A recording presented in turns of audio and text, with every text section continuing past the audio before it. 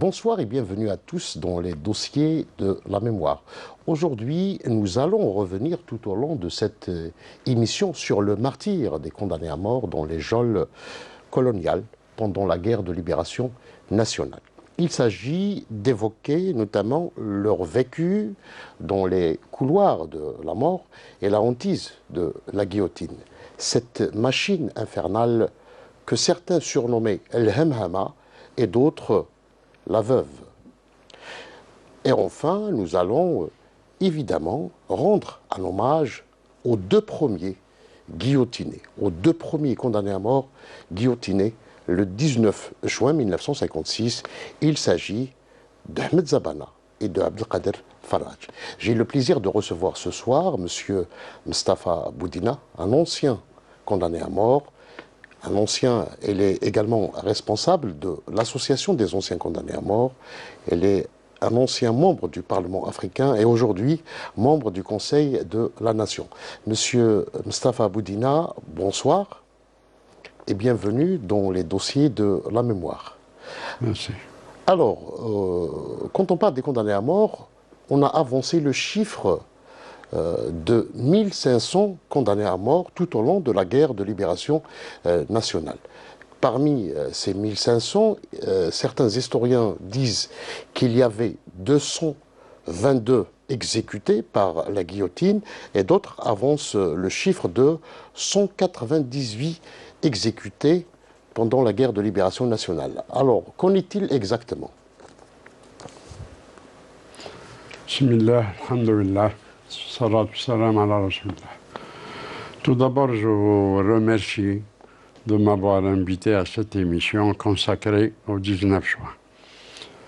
Le martyre des condamnés à mort dans les couloirs de la mort, aussi bien en Algérie qu'en France. Je commencerai par préciser les chiffres. Nous étions 3000 condamnés à mort à travers les prisons d'Algérie et de France. 218 ont été guillotinés et 46 fusillés.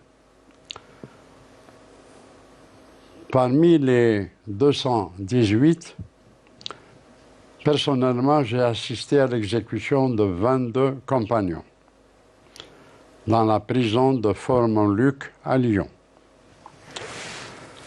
Le vécu dans les couloirs de la mort a été pour nous très difficile. D'abord, après avoir passé les tortures, les périodes de torture, la condamnation à mort et ensuite la détention à l'intérieur des couloirs de la mort. Au début, nous étions placés dans les cellules individuelles pour faciliter la besogne, la sale besogne au bourreau quand il vient enlever quelqu'un.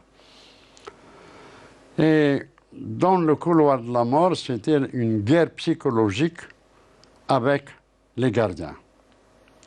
Les gardiens sélectionnés pour leur haine et leur racisme envers les Algériens.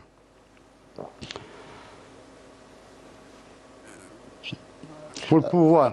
Alors, avant d'aller dans le détail concernant donc ce vécu dans les couloirs de la mort, est-ce que vous ne trouvez pas que la condamnation à mort en elle-même, cette décision prise par l'administration coloniale à l'époque, n'était pas en quelque sorte une machine de guerre, c'est-à-dire à partir de 1940, qui rentre en action à partir de 1956? Aussi bien les bourreaux que leur machine criminelle. La machine criminelle qui a opéré en Algérie, je cite un exemple, est la même que celle qui a tranché la tête du roi de France, Louis XVI. Cette machine n'a pas fait peur aux condamnés à mort. Au contraire. Nous avons commencé par l'exemple à prendre du frère Zabana et du frère Faraj. Ils ont été les premiers exécutés. Le courage du frère Zabana nous a... C'était pour nous une espèce d'émulation. Dans la cellule individuelle, quand on faisait la prière, on se disait, Ya Rabbi, donne-nous le courage de faire comme Zabana ou plus.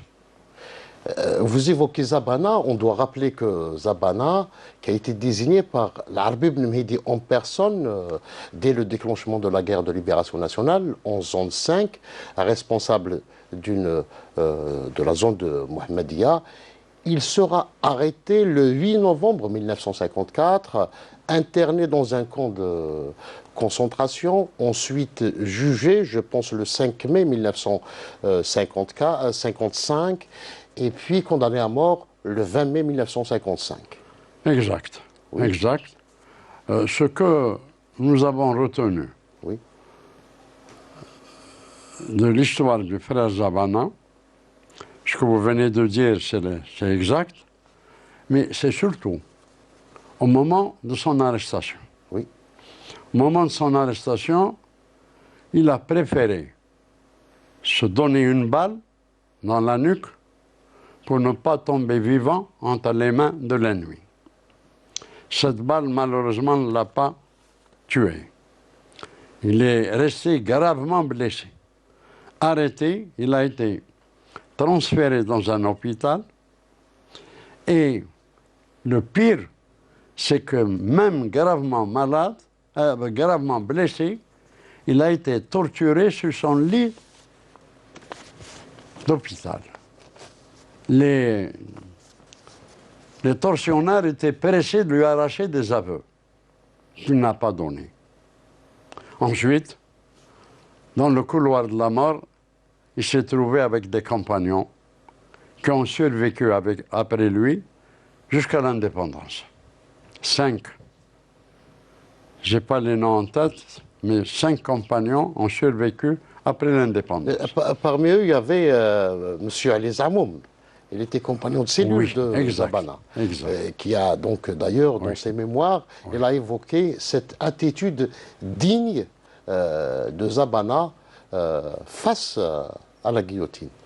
De toute façon, aussi bien Zabana que Ali Zamoum, ils ont été parmi les premiers du 1er novembre. Et ils ont été traqués par le pouvoir colonial, par l'armée coloniale, mais ils ont donné des coups. Ils ont donné des coups.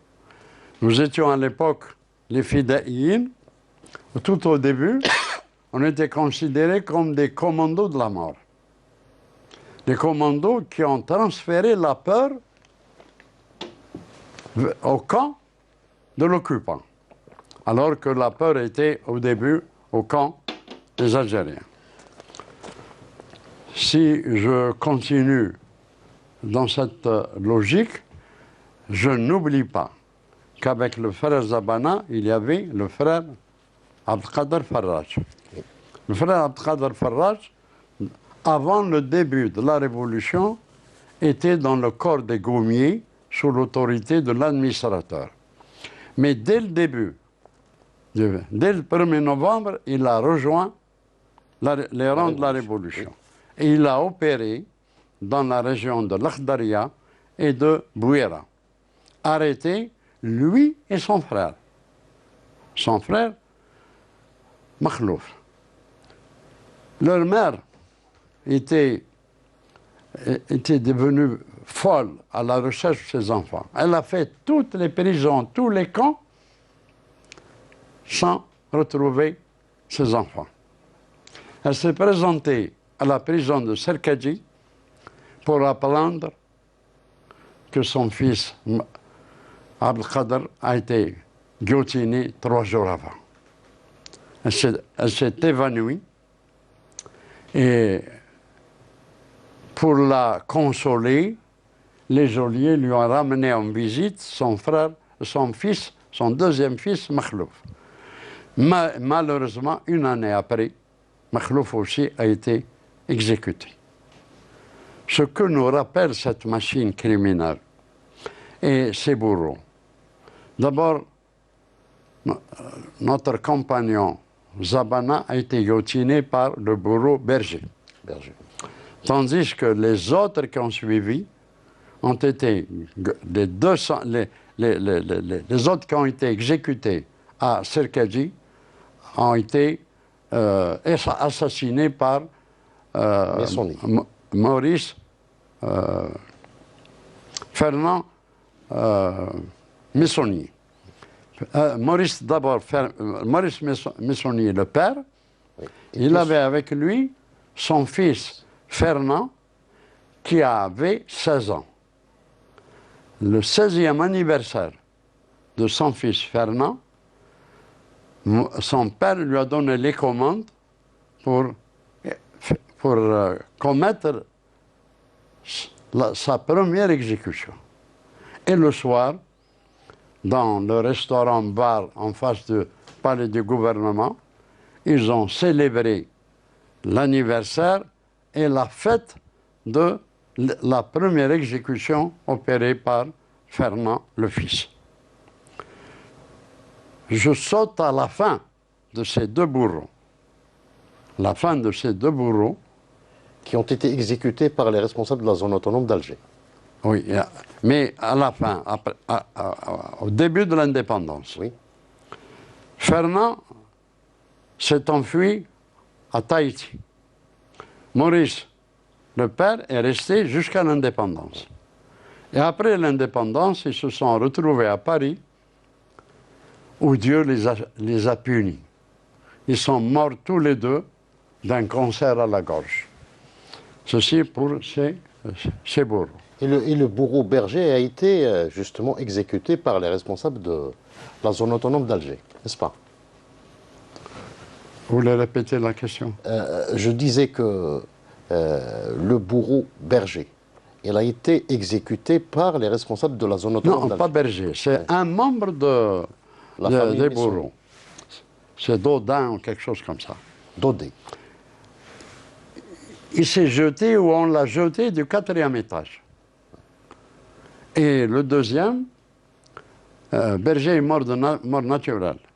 Mais c'est un autre membre du groupe de criminels qui a été abattu par un fidèle. Je n'ai pas le nom en tête. Alors, revenons maintenant à l'exécution de Zabana et de Faraj. On est en 1956, il y avait l'intensification de la lutte de libération nationale.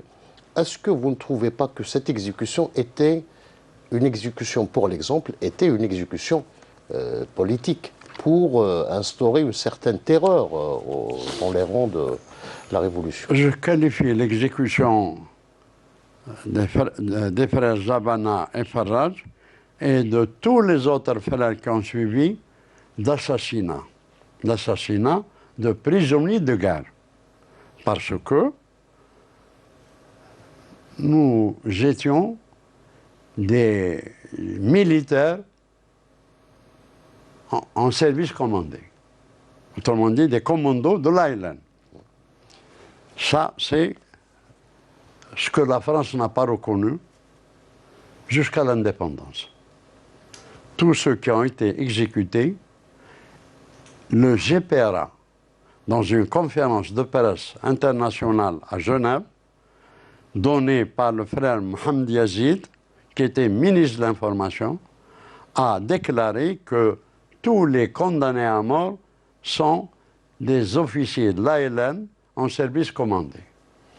Et au niveau de l'ONU, notre gouvernement provisoire de l'époque a intervenu pour faire admettre que nous étions des prisonniers de guerre, mais malheureusement, le dernier président, qui était le général de Gaulle, a continué à nous considérer comme des détenus de droit commun. Mais au mois de septembre 1961, de Gaulle nous a reconnu le régime politique.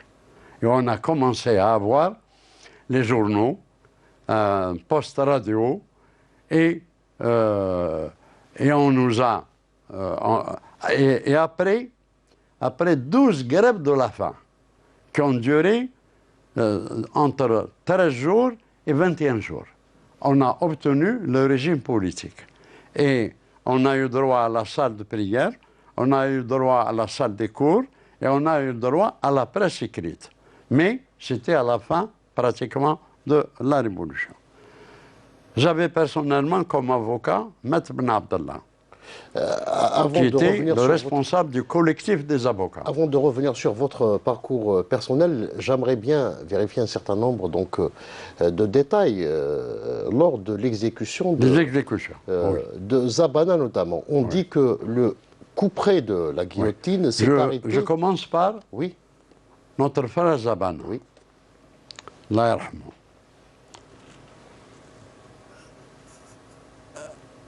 Il a affronté la guillotine sans peur, avec un courage que nous avons repris à notre tour. Le couperet de la guillotine s'est arrêté à 2 doigts de son cou. Les bourreaux paniqués ont saisi le président de la République à l'aube pour lui demander que faire. Alors que le couperet s'est arrêté, c'était pratiquement une clémence divine. Malheureusement, René Cotier, informé, leur a donné continuer jusqu'à ce que la mort s'en suive. Et ça a été comme ça.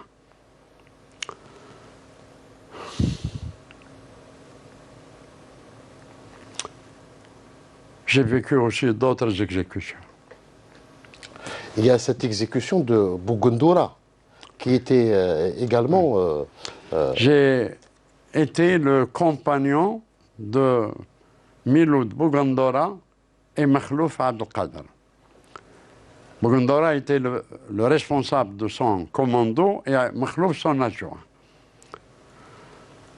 Bougoundoura était marié à une Française. Dans les discussions,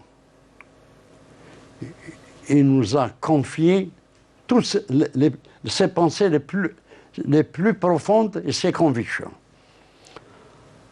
Il nous disait, je déteste la France, mais ma femme est une Française, je l'aime. Pourquoi? Parce que c'est elle qui me transportait les armes dans mes actions armées, dans mes attaques. Elle lui écrivait une lettre tous les matins. Et il répondait l'après-midi. Mais il était illettré. J'étais son traducteur. Le jour de son exécution, avant l'exécution, il m'a confié son courage, ses convictions, en me disant, j'ai été torturé, et c'est vrai. Il a sévi tous les sévices, y compris de la bouteille. Ils n'ont rien obtenu de lui. Avec une barre de fer, ils lui ont fracassé le crâne. Il est resté 3 mois à l'hôpital. Ils ont fini par lui greffer une peau pour cacher son cerveau. Il me disait, tu sais pourquoi? Non, je n'ai pas avoué, parce que moi je suis un chaoui. Un chaoui ne montre jamais ses faiblesses devant sa femme. Et en plus, un chaoui qui déteste la France. Le jour de son exécution, c'est très douloureux. Le jour de son exécution, ils ont passé son adjoint le premier, Makhlouf. La tête de Makhlouf tombait à terre, sautillée et le sang giclait. Le frère Bougoundoura, ses mains menottées au dos, s'est mis à genoux pour embrasser la tête de son compagnon. Les bourreaux étaient paniqués. Ils se précipitaient pour l'empêcher, mais il a fait ce qu'il voulait faire. Le frère Boukhmis Tafer, le jour de son exécution, Le colonel Morel lui a offert une dernière cigarette.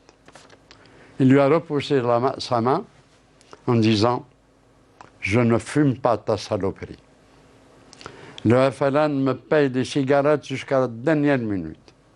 Et il a sorti sa propre cigarette, il l'a allumée, tiré 2 bouffées, il l'a jetée. Il s'adresse au bourreau. Bourreau, fais c'est ta seule besogne. Je suis pressé de rejoindre le paradis de Dieu. L'imam intervient en lui disant « Mon fils, fais ta prière, puisque tu vas mourir. » Il lui a rétorqué « Si tu es un vrai musulman comme moi j'ai déjà fait ma shahada, ma prière. Toi, si tu es un vrai musulman, ta place est avec les frères au maquis et non pas avec ces mécréants. » Le frère Khalifi Abdelkader. Le Khalifi Abdelkader, on avait le même âge, 18 ans.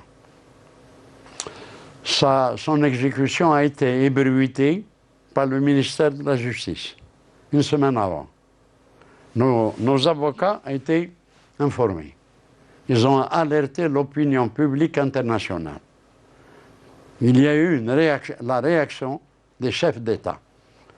À l'époque, Khrouchtchev, l'Union soviétique, la reine d'Angleterre, la reine de Monaco, le pape, le roi Mohamed V et le président Bourguiba. Des télégrammes demandant sa grâce au général de Gaulle.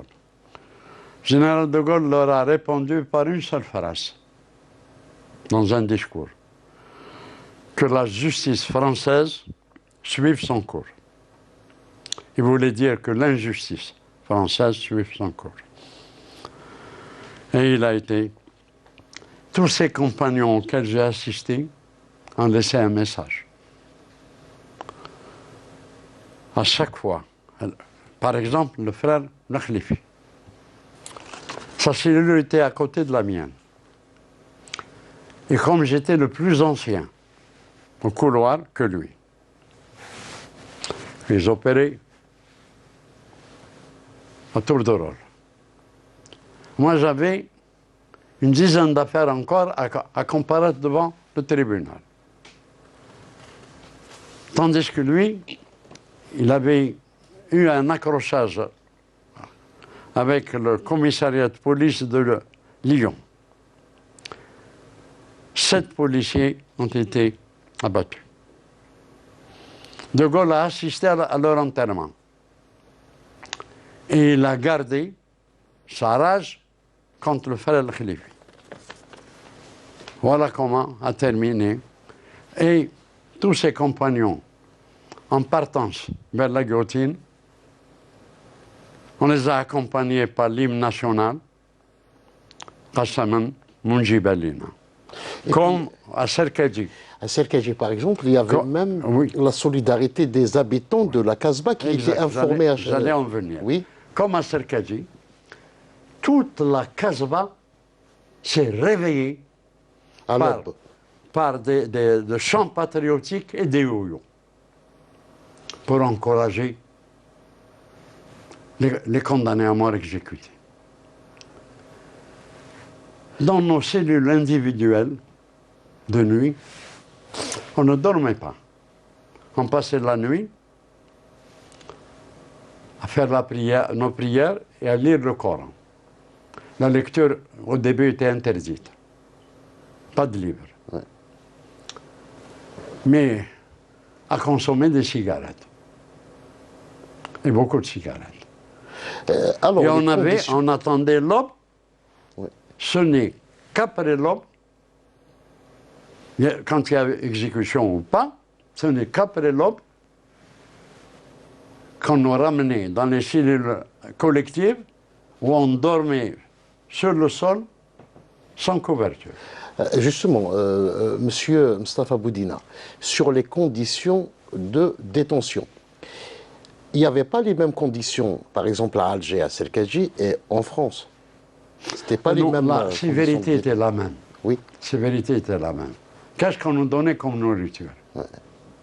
De l'eau. Non, je parle des conditions de détention. Par exemple, ici, il n'y avait pas d'isolement. Les conditions de détention, c'est vrai. Oui. À Serkaji ou à Constantine. Oran ou à Constantine, les condamnés à mort sont placés ensemble dans des salles. 5, 4 par salle, oui. Tandis que la prison où j'étais né, c'est la journée. Il a fallu faire la grève oui. de la faim. La journée par groupe de 5 et la nuit, les nuits individuelles. La cellule individuelle. Donc, voilà un peu. Il y a un autre non, globalement, ils ont laissé un message. Et en tant que porteur de message, depuis l'indépendance, je ne fais que le transmettre à la jeunesse. Ce message est le suivant. Dès que la horde criminelle ouvre la cellule du condamné, ses premières paroles, Allahu Akbar. يا خوتي اليوم دالتي سلموا لي على الجزائر الحرة المستقلة سلموا لي على الأئمة قولوا للشبيبة الجزائرية احنا نموتوا من أجل الجزائر يعيشوا هنا ويناضلوا إلا من أجل الجزائر. Ce message est beaucoup plus long, mais je le résume de cette manière.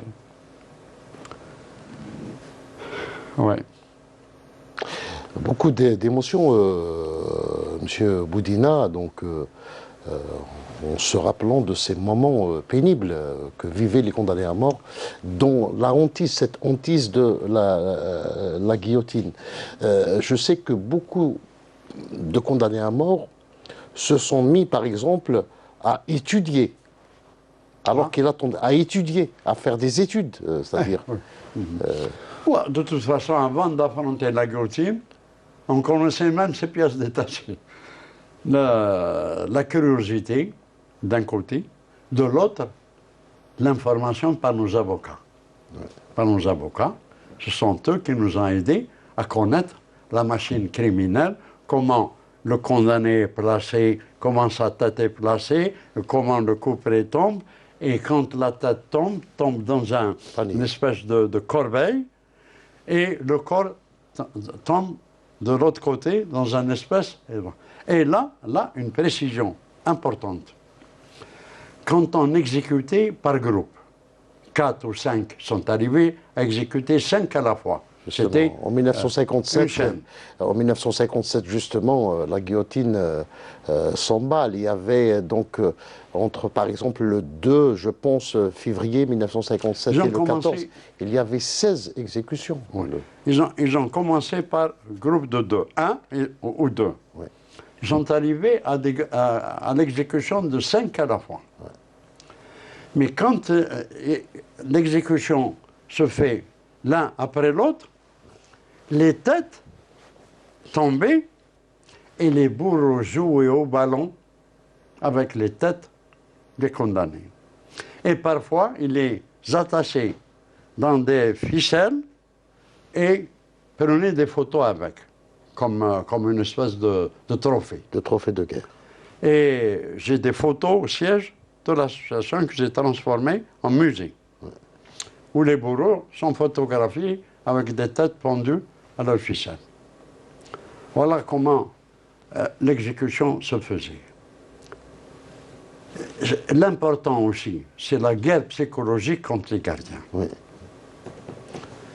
Quand on nous plaçait dans les cellules individuelles, nous, on avait la malice de tordre le trou de la porte, parce qu'il était couvert par un couvercle. Oui. On le tordait pour pouvoir voir de l'intérieur ce qui se passait, les rondes des gardiens. Eux nous laissaient faire. Ne ramenaient pas le coup. Mais en réaction, qu'est-ce qu'ils nous faisaient?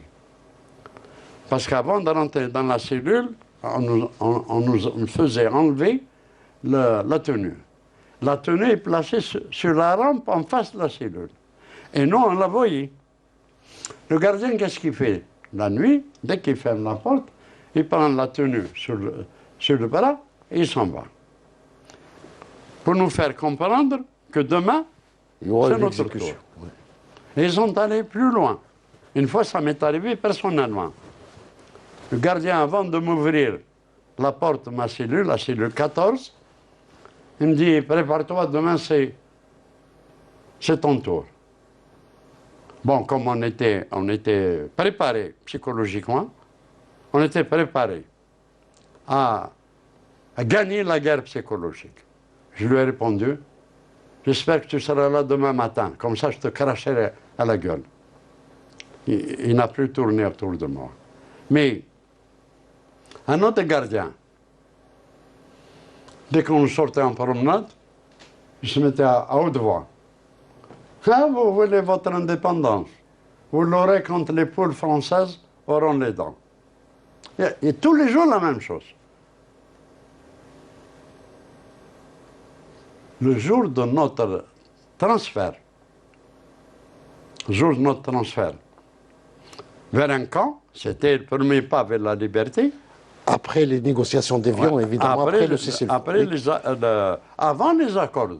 Oui. Avant les accords, on nous a De Gaulle a réuni tous les condamnés à mort d'Algérie et de France dans un camp qui s'appelle le camp de Vadnet. De Vadnet, oui. Ce camp, avant d'y arriver, à la sortie de la prison de Montluc, ce gardien s'y trouvait.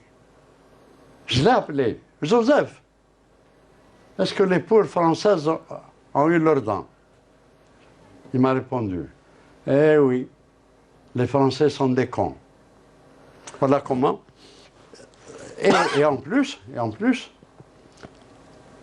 pour ne pas prouver notre faiblesse, quand il y a eu des exécutions, les débuts, on jeûnait, on ne mangeait pas. Mais on était vraiment tristes. On passait une journée de tristesse après chaque exécution. Mais lorsqu'on a compris que les gardiens se réjouissaient, on a cessé de faire de jeûner. Et on a cessé aussi de montrer notre tristesse. C'était comme ça qu'on a vécu dans les couloirs. Et puis il y avait la menace, puisque vous parlez de ce transfert des prisonniers d'Algérie vers la France, parce qu'il y avait la menace de l'OAS qui a commencé à exécuter. C'était après le putsch contre De Gaulle. Oui. Et l'OAS, la naissance de l'OAS, et l'OAS a commis un crime. À Oran, par exemple. À Oran. Oui. Ils sont déguisés en gendarmes. Ils ont pénétré la prison, ils ont extrait quatre compagnons qu'ils ont brûlés à 100 mètres de la prison. Et nous-mêmes, ayant appris ce coup, on a décidé, j'étais le président du comité de détention. Ouais. Un matin, celui qui nous servait à la bouffe était un droit commun. Condamné à 7 ans parce qu'il a déserté l'armée française. C'est lui qui nous servait à manger et qui sympathisait avec nous. Un matin, quand on a appris le coup d'Oran, le surveillant et ce droit commun, je lui dis, arrête, appelle le surveillant-chef. Le surveillant-chef arrive, je lui dis, à partir d'aujourd'hui, si le repas que vous nous servez n'est pas goûté d'abord par vous-même, nous resterons en guerre. Il a sauté en l'air en me disant, impossible, jamais. On a rejeté le service. 3 jours après, il est revenu. Il a goûté la soupe, en fait, de l'eau avec des vermicelles, avec une quinzaine de vermicelles dans l'eau. C'est ça le régime. Et un jour, le serveur me dit, qu'est-ce que vous avez fait aux surveillants? Ils ne sortent plus de la cuisine.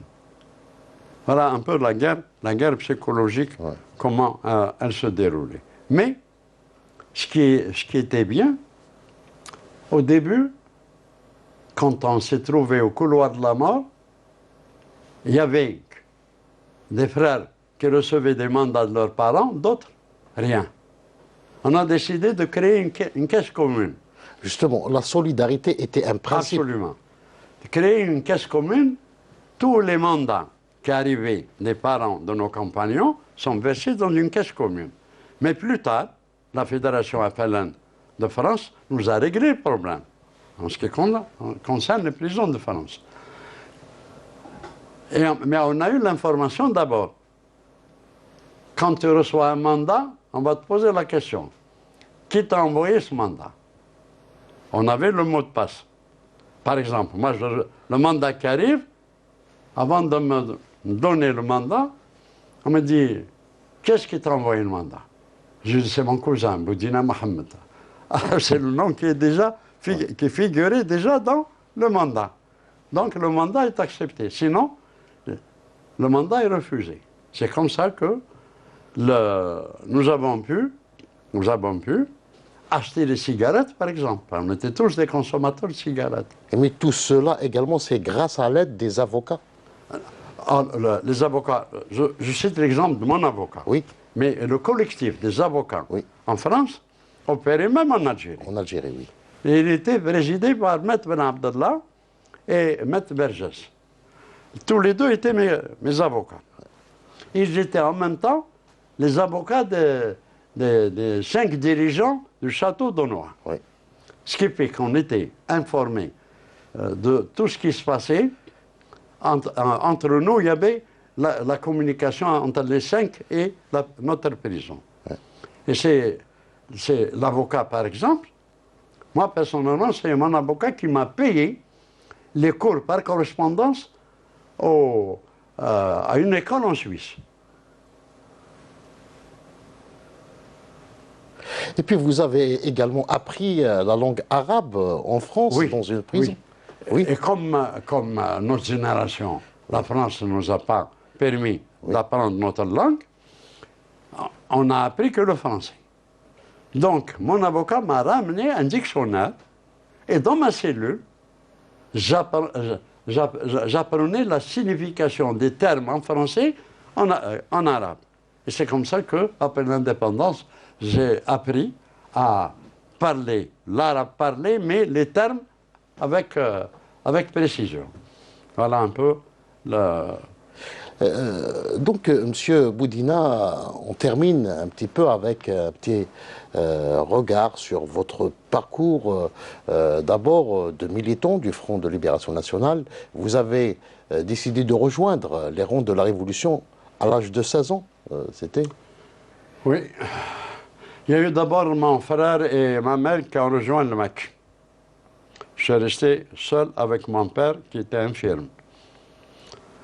Mais tellement que mon père était malmené durement par les harkis, j'ai commis mon premier attentat à l'âge de 16 ans. C'était où À l'âge de 16 ans. C'était où, M. Boudina? À l'âge de 16 ans, avant de rentrer dans les rangs, oui, la Révolution. Parce que mon frère et ma mère étaient au maquis et mon père malmené par les harkis, je me suis trouvé en train de me venger au début. Ensuite, ça s'est passé à la wilaya Djidjela, Texena. Oui. Ensuite, j'ai rejoint Alger. Alger, j'ai eu la chance, je travaillais dans un restaurant. Le dimanche, repos. Je me baladais à la rue à Belcourt, la Khiba, la rue où il y avait une lignée de bouchers. Un fidaï intervient, le patron du cinéma, Rix, ouais. un juif, est en train d'acheter la viande. Un fidaï arrive, il lui dit, vous êtes monsieur tel? L'autre il se retourne, il dit oui, 3 balles dans la tête. Et il y avait la sirène qui était placée. Ouais. Dès qu'il y a eu le coup de feu, la sirène. Ouais. Et la Khiba était entourée de fils barbelés. Ouais. Une seule sortie, une seule entrée. Le fidaï s'est mis à courir et il a jeté le pistolet par terre. Le pistolet a glissé entre mes jambes. J'ai pris le pistolet, khabito, et je suis rentré dans un restaurant où un jeune de mon enfance travaillait dans le restaurant avec la Khiba. Je lui ai donné le pistolet à cacher. Je l'ai fait marmita. Le patron m'a vu. Il était pris de panique. Il ne pouvait pas refuser que son garçon cache le pétard, mais il me suppliait de partir. J'ai eu le sang-froid, je me suis attablé, je lui ai dit, donne-moi à manger. Et c'est là que les parents ont débarqué, ils nous ont tous ramassés, placés en colonne par 10, et le fils de du patron, de ce juif qui a été abattu, était lieutenant des parents. Il arrive et commençait à tirer à bout portant sur la file des citoyens.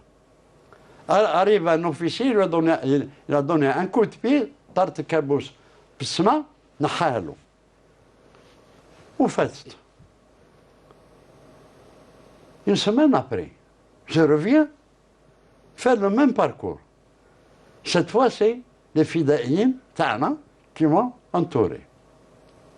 Zouj l'arrière, Wahad Qaddam. Ils m'ont entraîné dans une cave où j'ai trouvé, ce n'est que plus tard que j'ai su son nom, le chef des fidaïens d'Alger, et qui était le premier responsable de la bataille d'Alger, avant Yassif Sadi, Mokhtar Bouchafa. J'ai connu son nom après. Il m'a dit, le revolver que tu as ramassé, voilà. Au début, je n'ai pas cru. Il y avait déjà la bleuite qui a commencé. Les jeunes qui ont été utilisés par l'armée française. J'avais des doutes. J'ai dit, Untum Eshkoun. قال لي احنا المجاهدين.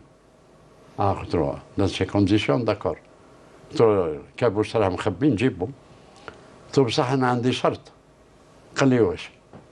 قلت له طلعوني للمكي. قال لي impossible. Tu es trop jeune. Il m'a donné les jambes d'un jeune qui a été chargé de lancer une grenade à la place des martyrs qui a éclaté Fidi. قال لي avec ce qu'on a eu, impossible. Mais qu'est-ce qu'on m'a confié comme première mission? Interdire la cigarette.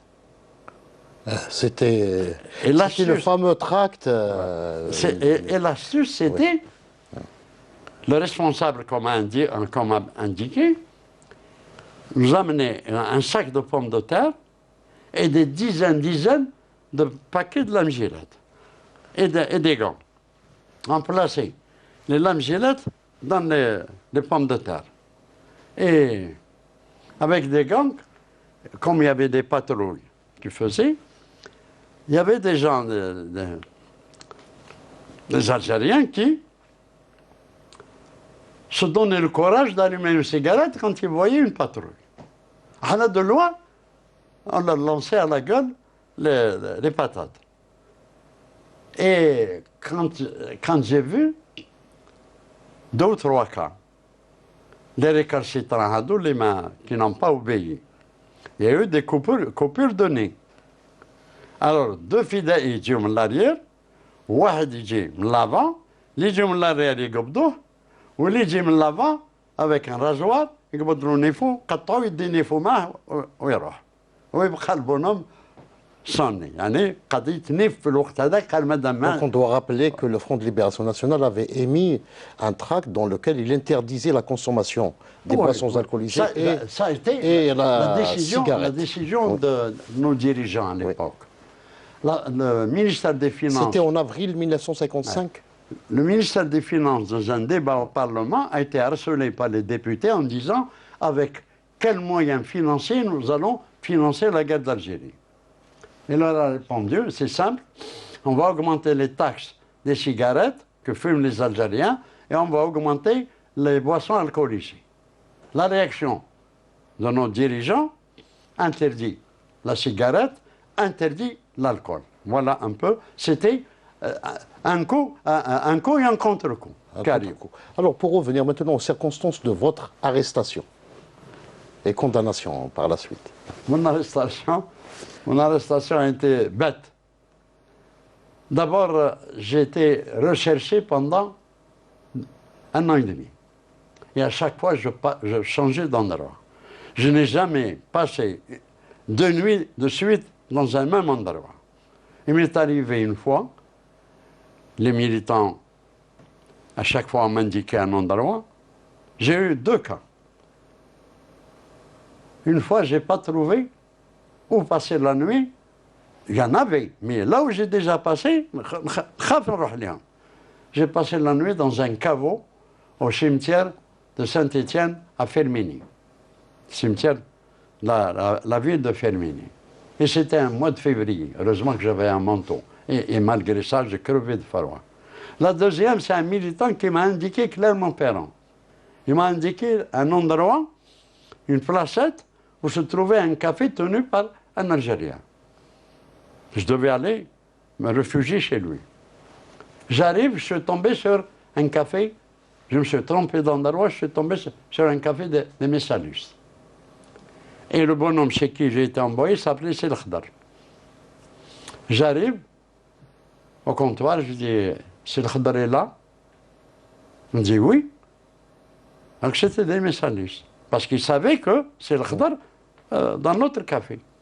Il m'a dit oui. Assieds-toi, il va pas tarder. Et ça a tardé. Ils se concertaient entre eux. Je commençais à avoir le doute. Et puis, à un moment, je leur ai dit, je fais un tour et je reviens. On dit non. 2 bonhommes sont placés à la porte. J'ai eu la chance. Un cinéma en face. À l'entracte, tout le monde a débarqué le café.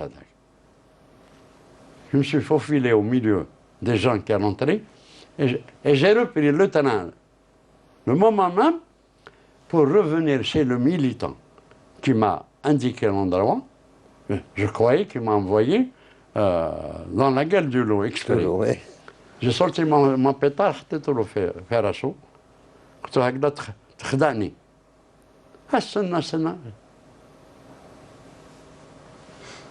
Quand je lui ai expliqué l'endroit, elle ne sait pas là-bas que je t'ai envoyé. Je l'ai contraint à venir avec moi, qu'elle me faire. Alors, on a donné le vrai café. Mon parcours a été très, très difficile. Très difficile. Un autre cas que j'ai eu, mon responsable du groupe de choc, c'était mon responsable. Un certain Dahak, Ammar. À chaque opération, il me choisissait pour aller avec lui. Il avait une confiance avec le fille. Bon, d'abord parce que je montrais mon courage. Un beau jour, il me dit, toi et moi, on a rendez-vous avec notre chef qui vient de Marseille. Le chef à lui. رحنا القهوة rendez-vous في القهوة. À peine assis, il m'a présenté, قال له هذا هو à l'époque mon nom de guerre Hicham. قال له هذا le jeune Hicham. ريحني مع الشيف تاعو ونط قال لي انا عندي اون افير دوك نمشي. قعدت مع الاخر ما طولش معايا. قال لي شوف j'ai une mission très difficile à te confier. قلت له laquelle؟ قال tu vas abattre le chef تاعي. الشيف تاعي أنا chargé de l'abattre. قلت له علاش؟ قال لي خبط. Il a trahi. قلت له impossible. Parce qu'on est des inséparables et un bonhomme comme ça ne trahira jamais notre cause. Nad, قال c'est un ordre, demain à minuit à tel endroit. Rendez-vous à tel endroit. Je suis rentré. À l'époque, j'étais dans un centre professionnel. Ma chambre servait d'arsenal تاع الفدائيين. قعدت وحدي يا ربي كيفاش ندير. J'ai décidé قلت غير هذه ما نديرهاش. Je ferai jamais ça. Même si je dois moi-même payer le prix. Et je me suis endormi, ma fête, jusqu'à 5 heures. Je ne me suis pas réveillé jusqu'à 5 heures d'après-midi. 5 heures, je suis allé au café, toujours en train de réfléchir. À minuit, je me pointe. Je dis, tant pis, ce qui m'arrivera, m'arrivera. J'arrive, je trouve le responsable en question qui m'a chargé de cette émission, dans un grenier cette fois-ci, avec une trentaine de personnes. Des fidèles que je ne connaissais pas, de différents groupes. Ouais. Et comme les arrestations se succédaient. Donc à chaque fois, il y avait les arrestations suivies des remplacements. Il était venu pour désigner de nouveaux responsables du groupe de choc.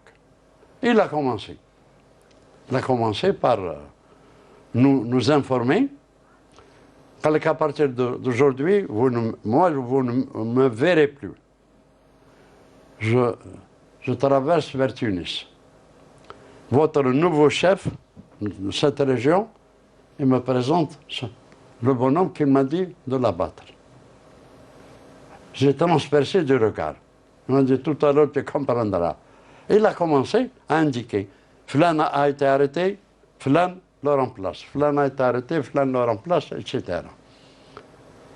الحق لي أنا هشام remplace فلان. ضحك. قال لي sortez par groupe de deux. الناس بدات تخرج أنا نوض باش نخرج. قال لي أنت استنى. استنيت. قال لي اسكو tu as compris. قلت له j'ai rien compris. ما فهمتش. ما فهمتش ce qui s'est passé. قال لي c'est un essai qu'on t'a fait. C'est un test. قال لي tu sais pourquoi? Pendant la Révolution, nous n'avons pas une justice organisée, un tribunal. On s'assure que les gens mettent le moche. C'est comme ça que je suis devenu le responsable d'un groupe de choc de 19 membres. Voilà un peu. Donc voilà, j'aimerais qu'on termine cette émission avec un message en 1 minute donc, à la jeunesse d'aujourd'hui, parce que pendant la guerre de libération, tous les condamnés à mort étaient pratiquement des jeunes qui se sont sacrifiés pour que vive l'Algérie libre et indépendante. Ouais. Je commence par rappeler tous les jeunes que j'ai rencontrés à travers les centres de formation et les instituts, à travers le territoire national. C'était près de 400 000, oui, près de 400 000 jeunes, pendant plusieurs années. Le débat a tourné autour du message des martyrs aux nouvelles générations. Le message que j'ai cité tout à l'heure. Et nous avons débattu ensemble du passé et de l'avenir de notre pays. Une comparaison à faire. Notre jeunesse, nous, on l'a vécu dans les maquis et dans les prisons.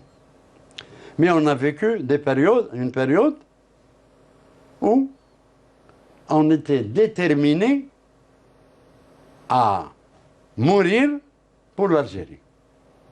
On était prêt à mourir pour l'Algérie. Pourtant, à l'époque, on n'avait ni l'Internet, ni la radio, ni la télévision, ni le téléphone. les communications, c'est des déplacements à pied de ville en ville et de montagne en montagne. Aujourd'hui, notre jeunesse, elle est privilégiée par rapport à nous, au passé. Notre jeunesse vit l'ère de l'Internet, vit l'ère de la radio, la télévision, des réseaux sociaux, etc. Tout en restant chez soi et en ouvrant leur portable, ils peuvent savoir ce qui se passe à travers le monde et dans leur pays. Le message qu'on leur donne. Et ils sont aussi privilégiés parce que c'est une jeunesse produite par nos universités. Surtout, je m'adresse aux jeunes qui ont ce niveau universitaire. Il est temps, après 60 ans là d'indépendance, de passer de la nationalité algérienne à la citoyenneté algérienne. Nous, on a vécu la citoyenneté, la nationalité française musulmane. On a arraché notre nationalité. Aujourd'hui, des années après l'indépendance, et nos universités nous ont produit des génies qui servent même les pays d'Europe dans la recherche scientifique. Nos jeunes, aujourd'hui universitaires, et cette occasion des élections d'avant-hier, normalement, doivent nous donner cette jeunesse. Et cette jeunesse prendra le flambeau pour l'édification de l'Algérie nouvelle. Édification de l'Algérie nouvelle, ce sera le dernier mot, Monsieur Mustapha Boudina. Je vous remercie d'avoir accepté d'avoir répondu à notre invitation. Je tiens à remercier également toutes celles et tous ceux qui m'ont aidé à préparer cette émission. Et je vous remercie de nous avoir suivis. Merci et à bientôt. Merci. Et je vous remercie pour cette invitation.